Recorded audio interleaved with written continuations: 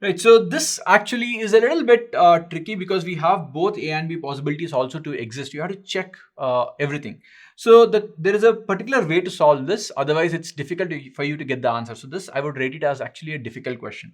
So the logic here is log P by Q minus R. If all of them are equal, I will say all of them are equal to K. So I will say this is also equal to K, obviously. So now I will multiply both numerator and denominator with Q plus R. Now, what do I get? I get on the numerator Q plus R log P is equal to K times Q square minus R square. Now, this is in the form of A log B, which can be written as log B power A.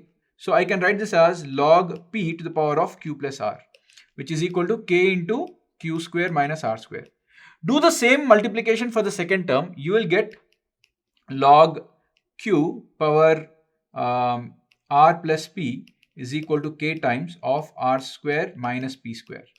And the third term also you do the same thing. You will get log R power P plus Q is equal to K times P minus Q squares. Now if you add all of them, you will get log P power Q plus R plus log Q power R plus P plus log R power P plus Q. And the right hand side, if you notice, K can be taken out common and all the terms will get cancelled. Q will get cancelled, P will get cancelled, R will get cancelled. So this is 0. Now left hand side, you can multiply the terms. Log A plus log B plus log C is log ABC.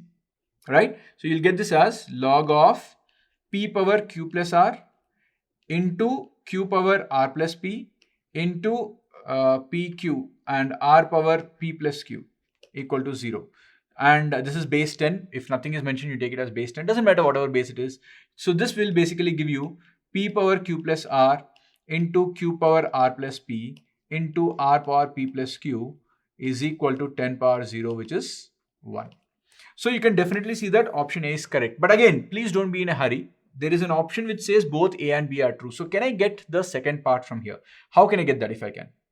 Let's take that. So if I take the two terms, if I take the terms as P power Q plus R plus the plus, I will take Q power R plus P plus R power P plus Q. If I take this as three terms, then I will use the formula AM greater than or equal to GM, not the formula, the theory. So this divided by 3 is greater than or equal to cubed root of the product of them. Now the product of them we know is 1. So the product of them is 1. So P power Q plus R plus Q power R plus P plus R power P plus Q should be greater than or equal to cubed root of 1 is 1. So 3 goes here, it's greater than or equal to 3. So this also is correct. So both A and B are correct. Very tricky problem. Even if you get one option correct, the first one it's still wrong because the second one also has to be verified for. So the correct answer is both A and B are correct. That is option D. This is not an easy question. This I would definitely rate it as a difficult question.